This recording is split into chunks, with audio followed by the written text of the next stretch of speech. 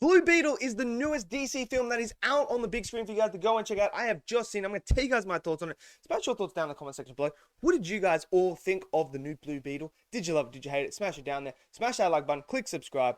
And let's talk about Blue Beetle right now. Okay, so Blue Beetle, the newest DC movie that is out. This is supposed to be like the start of the whole new DCU that is coming from James Gunn and Peter Safran. So when we saw the trailers for this, I was actually really excited for this. I was like, cool, they're bringing Blue Beetle in. The suit looked absolutely incredible. We know that it's a practical suit as well as we've seen in the set photos.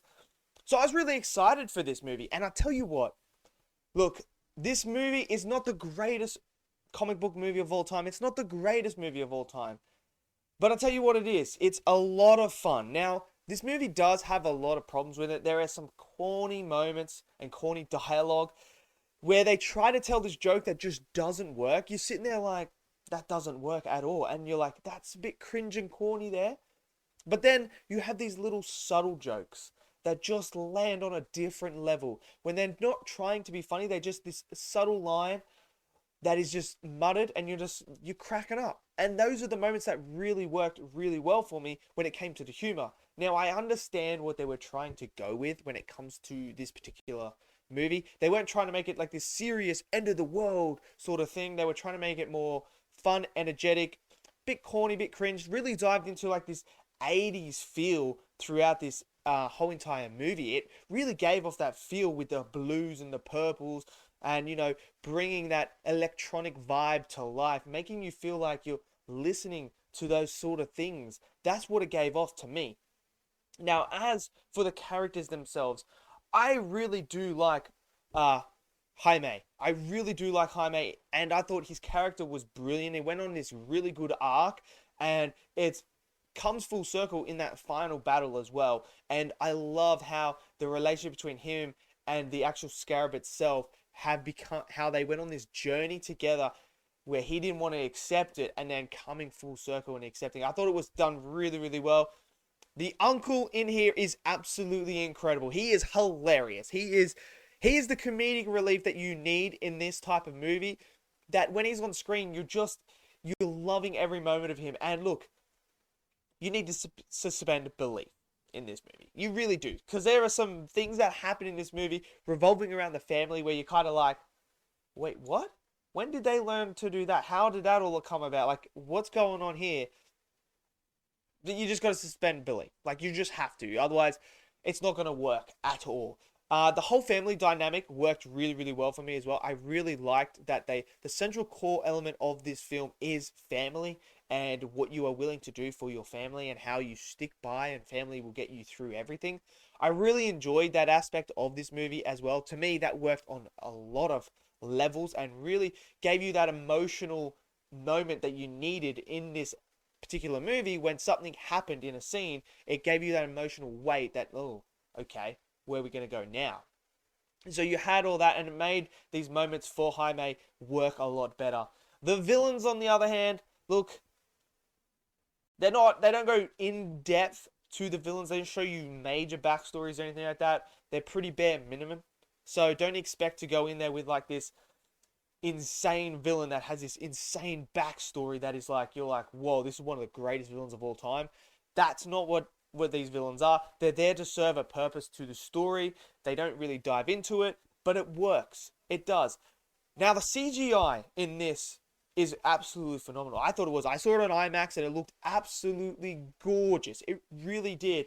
I thought this has better CGI than The Flash. It really does. And it has better CGI than some of the Marvel movies that have come out recently. And I really, really like the practical side of this movie as well. Like the suit, you can tell it's practical. When he's wearing it, you can see it.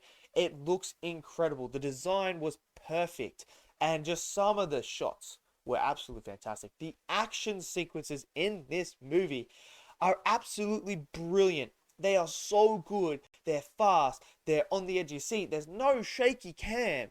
You actually can see what is going on. There's not just this visual noise happening. You can see what is happening. There is no just CGI fest of just garbage going on. You can see everything that's happening. The colorization that they use to contrast with Blue Beetle, with the villain with the orange and the red compared to the blue and the black, worked really, really well. Made you be able to see what was actually going on, who's fighting who's doing what damage. That all worked on.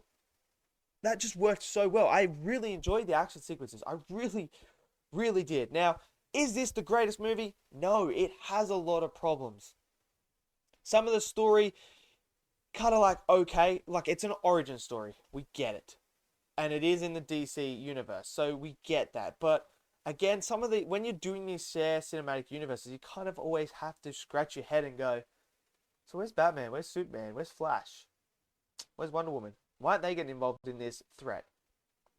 So you obviously have that issue going on as well. But look, Blue Beetle's fun, man. I would be lying if I didn't have fun. Like, the action sequences for me, I was absolutely in awe of it. I was like, this is brilliant. This is freaking awesome.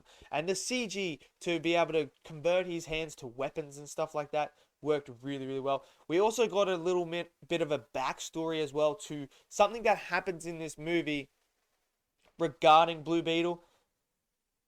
I don't want to give away any spoilers, but there's something that happens here that's going to play a major effect, I think, in the new DC coming forward, because we also have a post-credit scene. Well, there's two post-credit scenes. There's one basically straight after the first lot of credits. That's the one that's the most important one. The second one is just a reference to something that happened in the movie, giving you a bit more of a bit of a laugh. So you don't have to stay for that one if you don't want to. It's not going to impact anything moving forward in the universe, but it's just there for a little bit of fun. But I thought the performances from the actors and actresses were great. I really did. The love story. Let's talk about this love story between our main lead and his love interest. It's okay. To me, it happens way too quickly. I personally think this happens so quickly that we're just like have to accept that they fall in love with each other really, really quickly. It's like sort of like love at first sight. They don't really develop that relationship as much. It's kind of just like they fall in love with each other. So to me, that is another weak point of this movie, is the love interest. I wish they would dive into it a bit more. The runtime actually did not feel long at all. This movie flew by, so the pacing of it was absolutely fantastic. I didn't feel like I was watching a long movie, a 2-hour, 2.5-hour movie at all. It all flew by. Look, to start off the DCU, I think this is a good start. It really is. It's a fun adventure movie that has a lot of action in it, that gives you this character that we haven't seen on the big screen like this before, that shows you and explores this whole new side of the DC that we're going to see. And I really enjoyed it. So for me, it's a thumbs up. I enjoyed it. Let me know what you guys think. Did you love it? Did you hate it? Smash it down in that comment section below. Smash that like button. Click subscribe. And I'll see you guys next video. Until then, stay safe and peace out.